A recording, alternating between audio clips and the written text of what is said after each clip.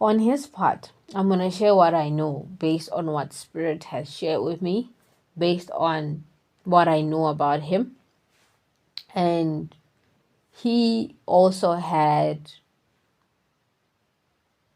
been in a situation where he was separated from his wife, but he wasn't completely out of the relationship. There was still leftovers, residues, where there's still logistics that needed to be sorted out. Basically, we were the same because also me, my logistics with my ex-husband and him with his ex-wife. We both knew that the ex-wife would not let him go just easy like that because there was still leftover emotions, leftover attachments, and a whole lot of other things. There was a battle of the house where they were battling over the house. Who's going to get the house? The house belongs to me. They were fighting over material things and personal possessions. There was a child in children in play, at play. Same scenario with me, where we were going to fight for our kids with my ex-husband, power struggles, and he was also going through a power struggle with his ex. Yeah, it's a lot, I know, right? And then on his end, there's this public face, public figure career that he's been building for like 25, 30 years.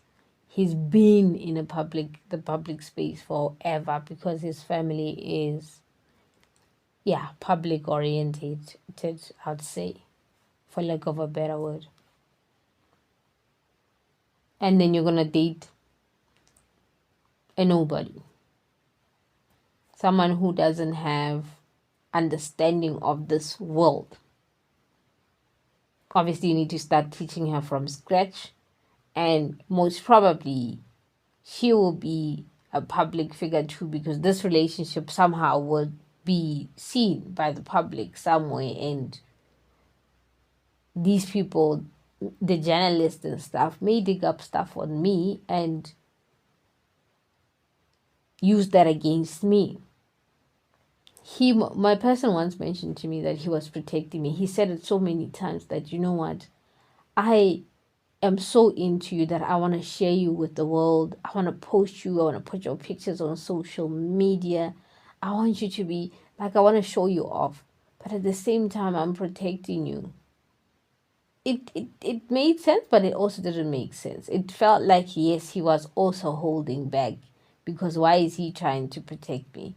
But it made sense because he knew this world. He understood it better because he's been living in it for many, many, many years.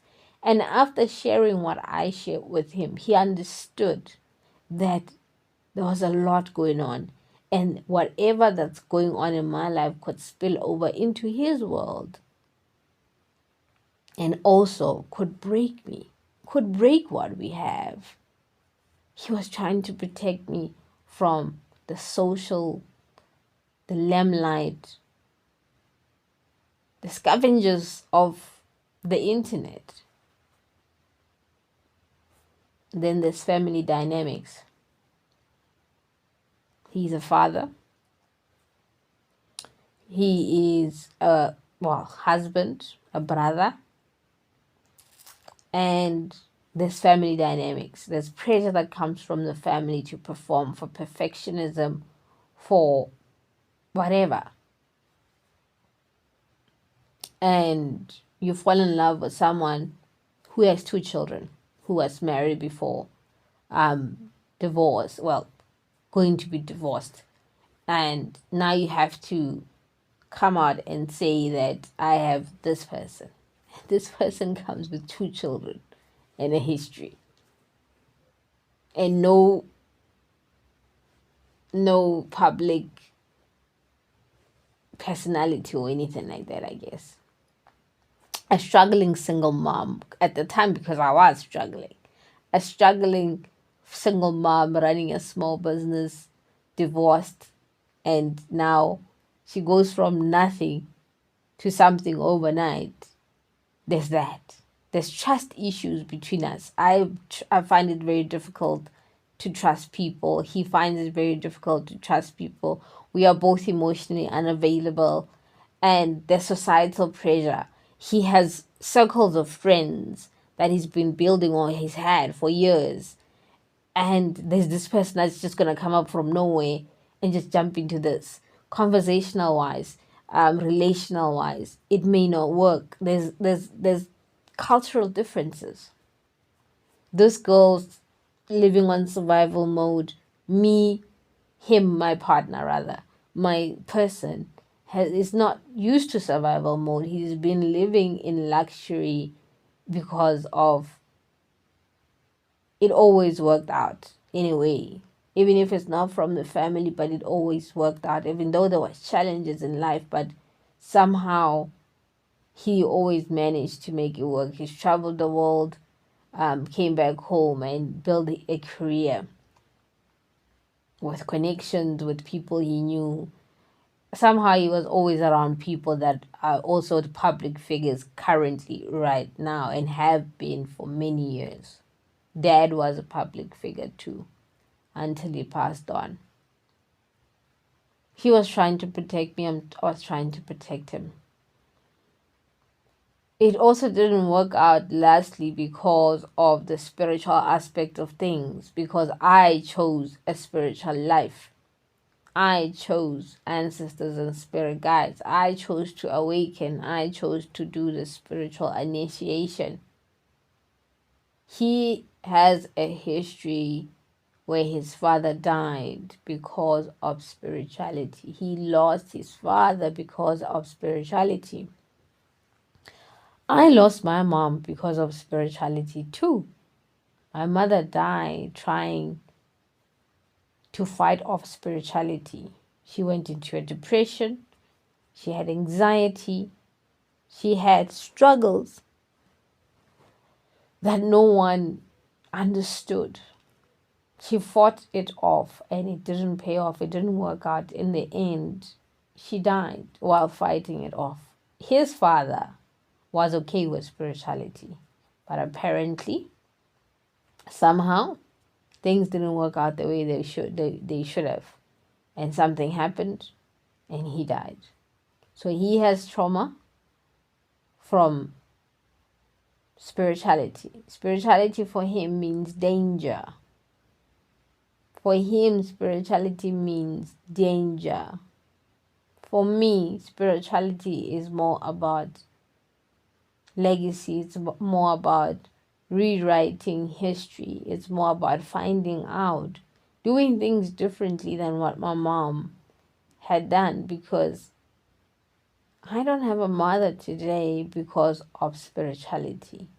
I don't want my kids going through that because of spirituality, or because I ignored it, or because I tried to fit into society, or because I tried to prove a point, or whatever the case is. My kids, as much as I'm not with them right now, but they still have a mother. They can pick up the phone and call. They can come see me during school holidays. It's a trade-off. It's a small little sacrifice that we need to do for us to be able to be here, all of us, and to see each other and to be there for each other.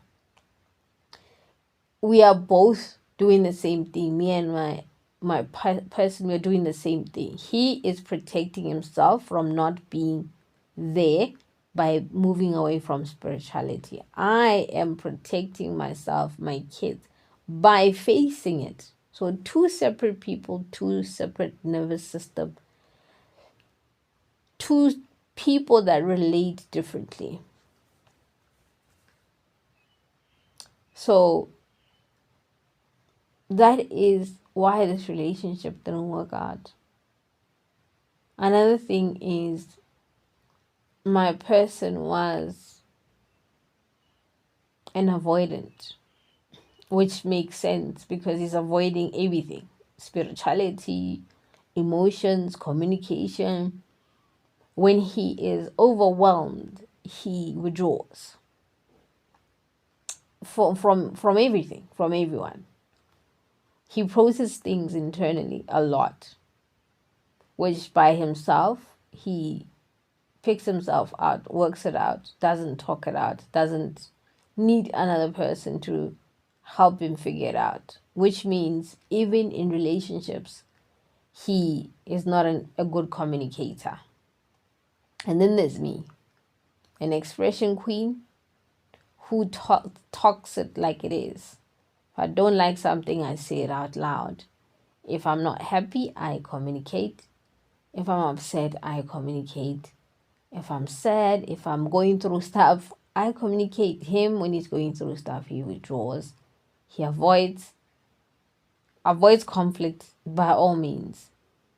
I don't like conflict either. I communicate, but I don't like conflict. I would rather walk away when there's conflict than actually want to get involved. I mean, communication and conflict to me is totally separate things. If we are in a relationship, we communicate, we talk about things. Let's do another part.